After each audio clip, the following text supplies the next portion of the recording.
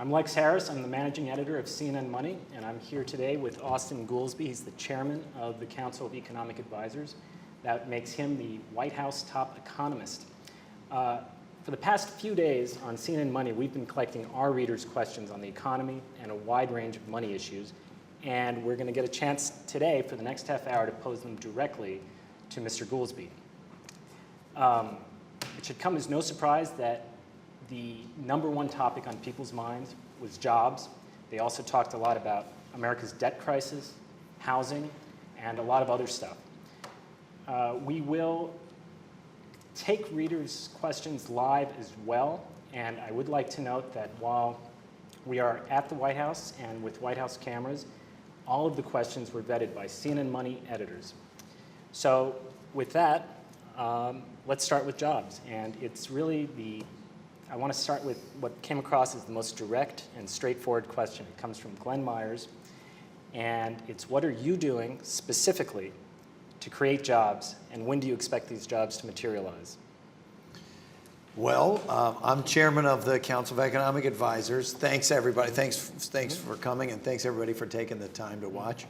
The CEA is kind of an internal think tank in the government, so I personally have seen to hiring of CEA staff, but that, that's the extent of my personal job creation lately.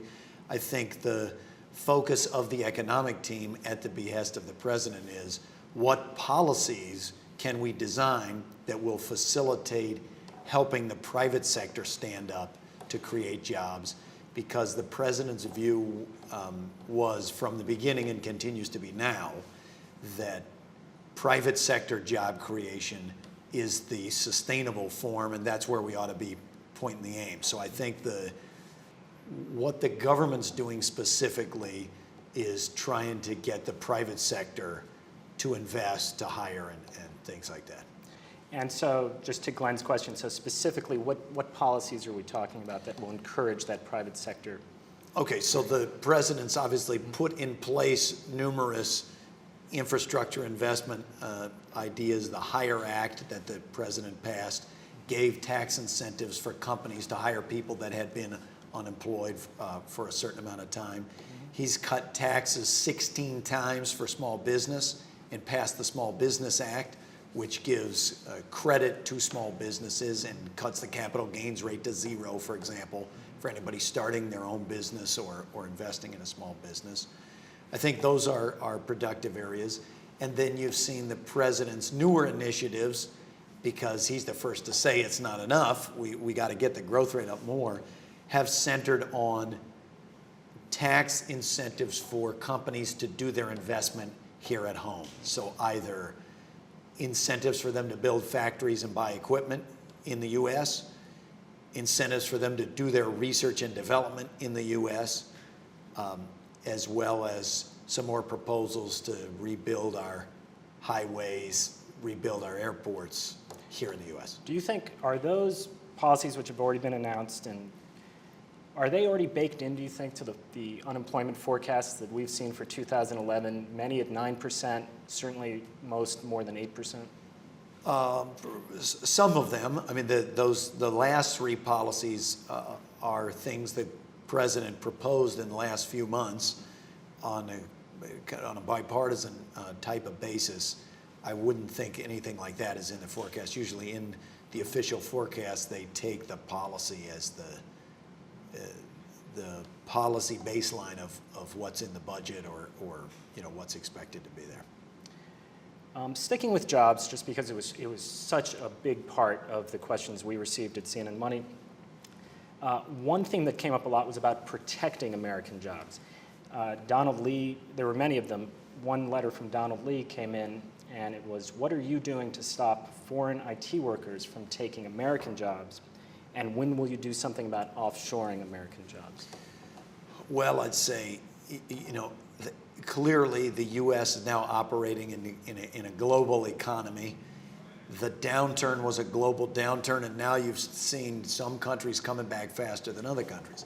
I think the president's been highly concerned that we correct those aspects of the tax code that, for whatever for whatever the baseline fundamentals are, there are things in the tax code that specifically give incentives for companies to move their operations, to move their profits, and to move their workers out of the U.S. And the president said categorically, we ought to end those and use that money to provide direct incentives for them to locate the activities in the U.S. I noted that GE recently announced they were bringing back some appliance factories from abroad, moving them back to the U.S. because I don't exactly know the combination of reasons, but the productivity remains extremely high. U.S. has the most productive workers in the world. I think the specific answer to the question is most of that centers on tax policy, both the carrot and stick. So with the stick side, let's end these incentives to move operations out of the U.S., and let's use the carrot side to encourage the investments here at home. And is that something on the table or just policy that he's for? Some of those were enacted. Some of those he's for, and more than just being for them, put them in his budget and is called for, and they've come up. Now, the CA is not especially political office, so I don't want to get into the so much of the back and forth in Congress. But I will note that the president has sponsored numerous tax bills to try to end tax havens, to try to reduce the amount of shifting, the incentives for shifting your operations out of the U.S., and a lot of those have been held up, and they shouldn't be. One more on jobs. It sums up from Paul Oman, it sums up a view you hear so often. Why did the president choose to work on healthcare first rather than creating jobs? Well, look, within 30 days of coming into office, the president passed the Recovery Act and has been absolutely nonstop focused on the issue of economic growth and job creation ever since. That doesn't mean that should be to the exclusion of everything else. And the crisis of the healthcare system was something that he campaigned on, was quite important, and we had to do to address the squeeze on the middle class in this country that was long-standing. You know, the previous 8 years had squeezed the middle class like never before, followed by worse recessions since 1929. I disagree with the premise that he prioritized healthcare above jobs. That's not true. And I can give you a long list of major policies, as well as I said, more proposals that the president says we've got to do on that. Let me ask, so setting aside the long-term benefits of healthcare and the need to do it, would you accept, what do you think of the argument that healthcare reform, just the uncertainty that it created, is it by itself restricting job creation? I don't put a lot of weight on that. I know there are some sectors or industries who raise that, but I would note, look, there was a contentious healthcare debate. The bill was passed several months ago, so whatever uncertainties alleged from that, most of those uncertainties got resolved, you know, when the bill was passed, whether you were for it or not for it. I think by far the biggest uncertainty in the world of business that is preventing investment is uncertainty about what will be the level of demand. And you see that on a global basis across really all the rich countries of the world, but you see that in the U.S., and that's why the president's out there every day trying to get the growth rate up and trying to get the job engine going. I want to move to the nation's debt levels. This comes from Stefan, and the question is, the federal debt is forecast to hit $15 trillion by 2015, and the ratio of debt to GDP is forecasted at 100% by 2020. When will this become a real problem, and what can be done about it? Okay, I think Stefan raises an important point and identifies, and I like that he identified, the proper way to think about debt in the country is as a share of your GDP. The U.S. starts from a relatively low level of debt to GDP compared with other developed countries. It is quite obvious that the most important thing that has led to large short-run deficits is we are coming out of the worst recession since 1929. when you go into economic downturns, historically as well as across countries, it's perfectly obvious that you get lower tax revenue, higher automatic stabilizer spending, and so you tend to have big deficits in a period like that. That is why before the president ever even sets foot in office, the CBO has already projected that the first year deficit is going to be $1.3 trillion, the biggest we've ever had, because the economic downturn is as bad as anything in our lifetimes. What we need to do, that's the short run matter. And in the short run, when you're just coming out of the worst downturn since 1929, that is not the time to try to tighten the belt in the immediate term. You would run a great risk of repeating one of the mistakes of the Depression and sending us back into double dip. Medium and long run fiscal consolidation is obviously necessary. The president set up a bipartisan fiscal commission to report in December on ideas of how we could close the longer run fiscal gap in a bipartisan way, because his view is that can't be done one party versus the other party. The system just won't allow it. I think we will have to confront the long run fiscal issues centering around the aging of the population and the acceleration of healthcare costs, which we have known about for decades, and those two things have not deteriorated in the last 2 years. They have been long-standing issues, and I think that's where you got to start for the long-run debt. Now, what's so interesting about his question is he did ask, at what level does it become a problem? So in other words, we're kind of getting lucky right now that markets haven't rebelled against it, and we've been able to keep borrowing.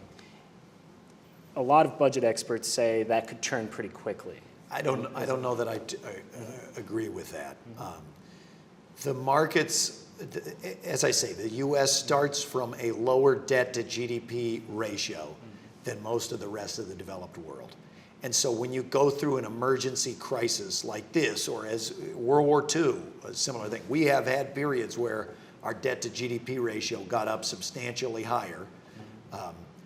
If you start from a low base, you can manage to do that, and certainly thus far, the markets do not appear to think that the U.S. is in some crisis. We have record low interest rates and extremely low long-run interest rates. If people thought this was a long-run problem, you would have expected long-run rates to have risen significantly, and they have not.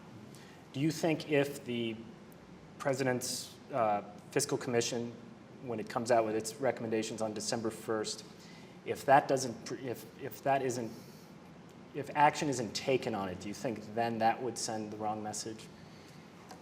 I don't know. It's a bit of there are two layers of hypothetical in that. I will say the president wanted, and it would have been better if it was literally a base closing commission style group where whatever they came out with, Congress was required to vote on it.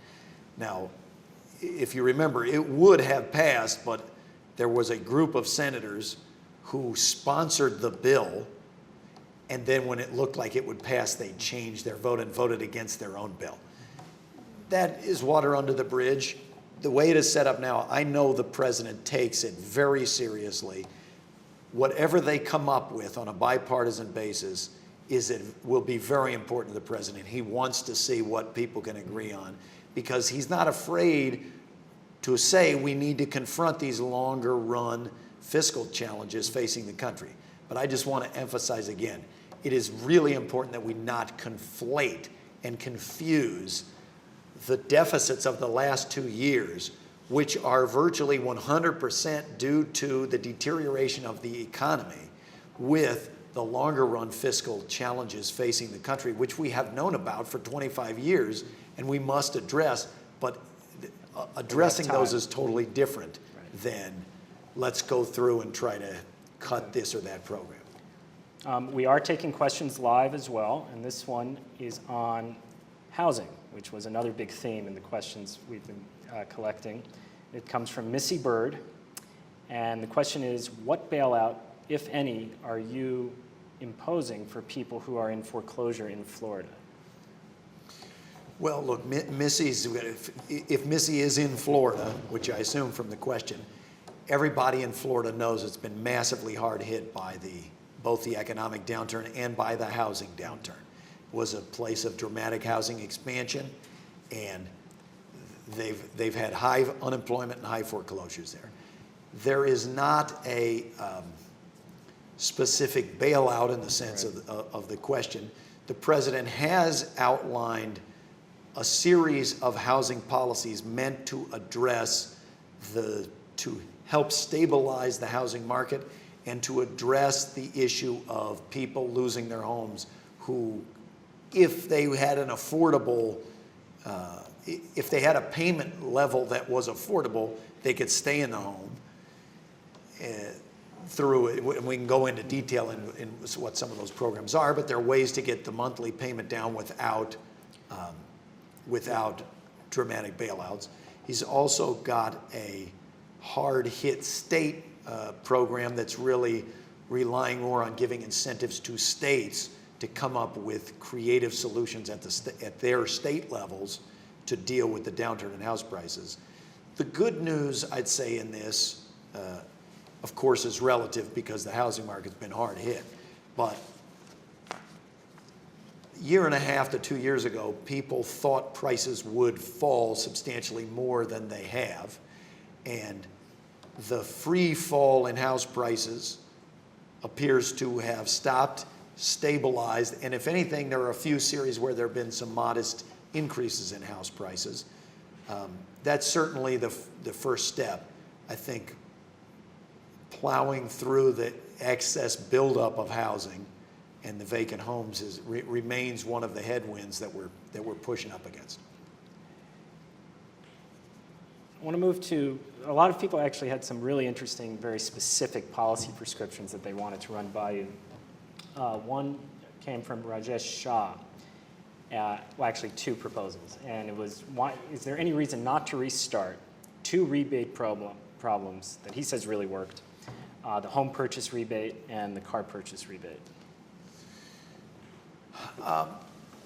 I guess I would say, so there was what's known in the parlance as the Cash for Clunkers program, Right. where they bought up old cars. If you bought a car that improved the gas mileage by a sufficient amount, you could get a credit for turning in your old car.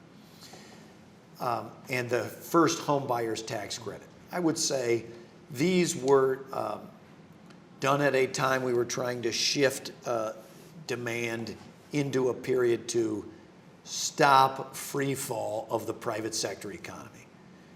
I think it's a tough slog out, but we are not in free fall in the way we were when the president came into office and in those first 5 or 6 months. I think you always want to be as stimulative as possible. You don't want to get yourself on a situation where you keep shifting things forward and then you can't afford not to extend those. But it's certainly worth considering if in either the autos or the housing market you see conditions like the ones that were in place when we passed those policies. If you see those conditions again, we ought to always keep our eye on these.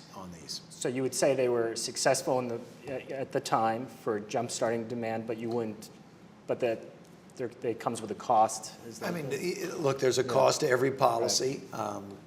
They obviously cost money, and they were about this shifting. They're very different, obviously, first-time homebuyer tax credit and the Cash for Clunkers, but they're in this style of argument as that, and that remains in the toolkit. I think the president's view has been what we need now is more along the lines of targeted jobs programs or things about business investment in this country, making this an attractive place to invest in factories and equipment. So consumer autos, consumer housing aren't in that group, but they remain in the toolkit, things like that.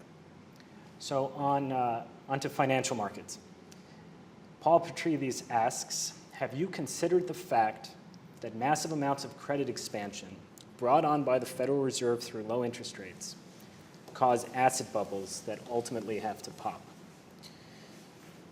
Yes, I don't see how anybody can look at the experience of the 2000s and the popping of the housing bubble and not think about it. That said, we're coming out of the deepest downturn since 1929. And I'm not going to comment on the conduct of monetary policy. That's obviously Ben Bernanke's job, and the Fed is independent. But I will say I do think that the standards of what's the proper monetary policy and how easy credit should be clearly ought to be influenced by how the economy is doing. And if you're trying to get out of a very deep downturn, you certainly take actions that are not the kinds of actions you take at a time of great booms or higher interest rate environments. So understanding that you don't want to comment on Federal Reserve policy, if another bubble pops, it will very quickly become the administration's problem, everybody's problem.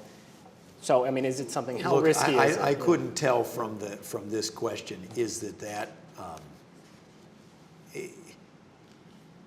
to the view that this is creating an asset bubble. In bonds, where? commodities. I assume he's speaking about a lot of different areas. I mean, the credit policy, we're in what the economists call a liquidity trap, where the interest rate is extremely low, and the role of fiscal policy and targeted job creation is important. So I guess I would put the focus there. I'm not going to comment on what Ben Bernanke has done or ought to be doing. It seems like that's a dangerous area for me. I understand. Here's one from that we're taking live right now. It's a little bit off topic, but I hear about it so often. It comes from Matthew, and it says, notable economists are on the record supporting the legalization of marijuana. Where do you stand on the issue? We had another one from the That's my concerns are making the U.S. an attractive place for capital investment, to create jobs, making us as competitive as we can possibly be.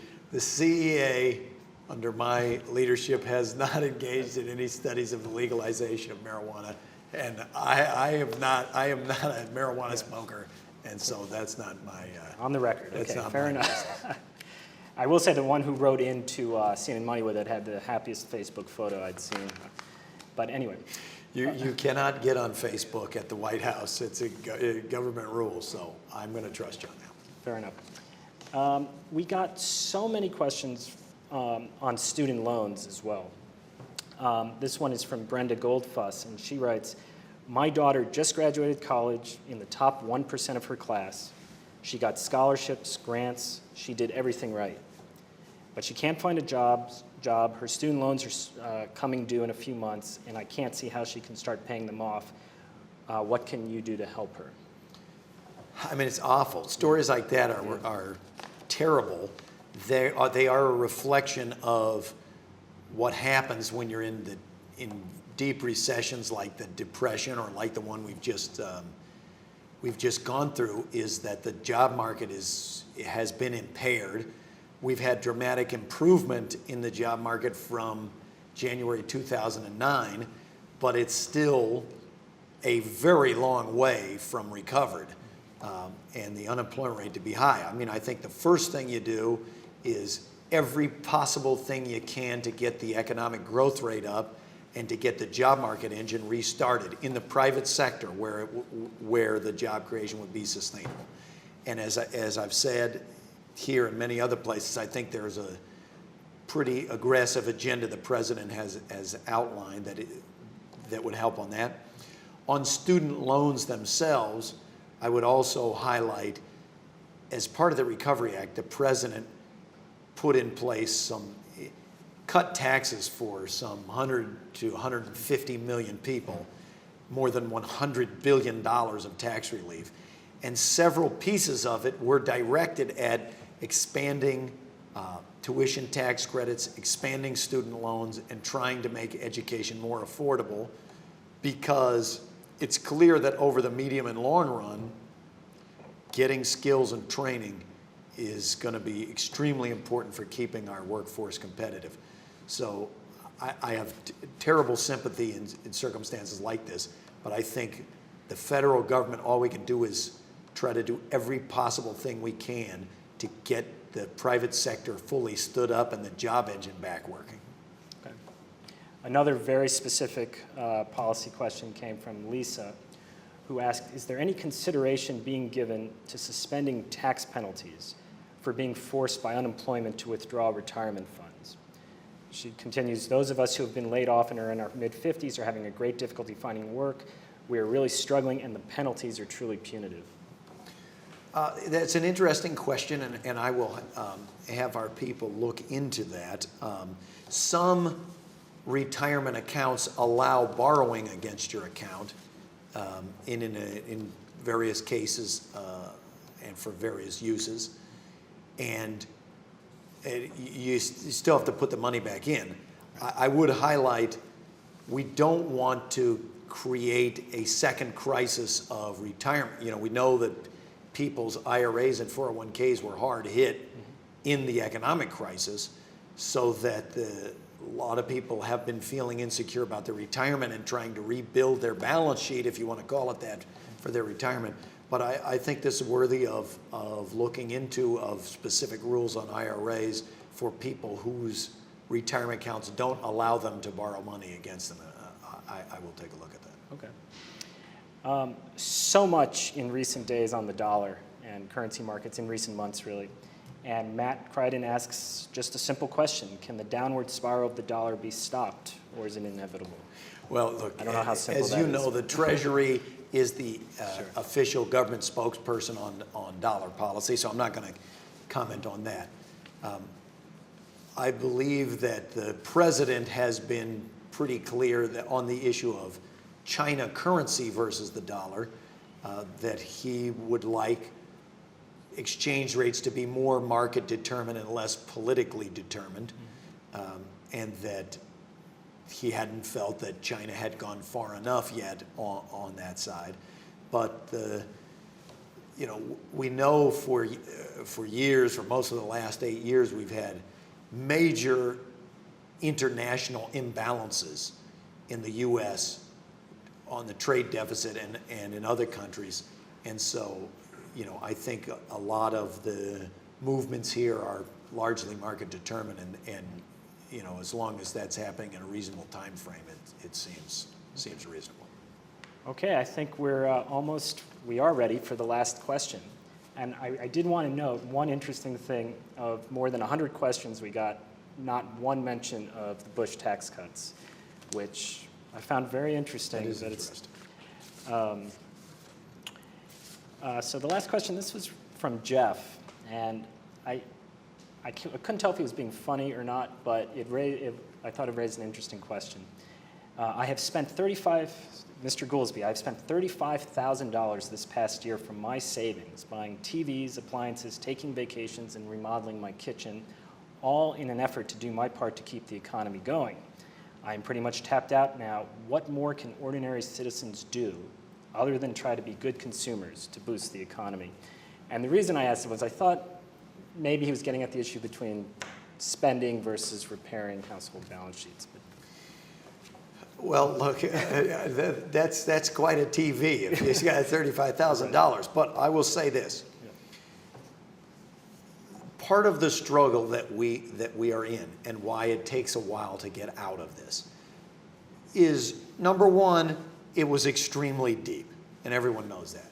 But number two, if you look at the boom that we had over the 2000s, it was driven by residential real estate construction, really reflecting a housing price bubble, and then consumption growth that was faster than income growth, which was obviously not sustainable, where people were spending beyond their means on an extended basis.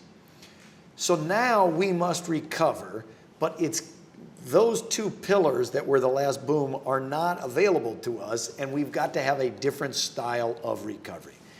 Now, the president's identified that would be business investment driven, factories and equipment, that we have a focus on exports, that we try to get credit to small business, that those kind of three on the business side, and that if you look at households, the savings rate has come back from literally negative. All the private savings by people in the United States added up to less than nothing at several points in the 2000s, has come back to 5 or 6%, which is a fairly high number in recent history. Consumption growth can be a driver of recovery, but we want it to be a consumption growth that is proportional to income growth, so that it's a sustainable consumption growth. So the 35,000 that, was it Michael? That Michael said he... Or Jeff. Jeff, that Jeff spent on TVs and others. I hope that's a sign that Jeff's income is high enough to sustain that. It would be both presumptuous and probably wrong to be encouraging people to just go out and spend beyond their means. That doesn't make sense. That's got us into trouble before. But the rebuilding of balance sheets with higher savings, coupled with consumption growth that's proportional to income growth, and of emphasis on getting businesses to invest in this country and to export things that are made here to other countries, I think is a model of the kind of sustainable business cycle that the president would like to get us to. I think that is a bipartisan issue. I think people of both parties in business and labor and ordinary citizens recognize we've got to be competitive and growing to maintain our standard of living and to remain really the richest major economy in the world, which is what we have been, the most productive. And I think we're going to do that. We just got to get out of this short run hole, but I think the long run prospects are quite good. Okay, that's it. Thank you very much. Thank you for having me.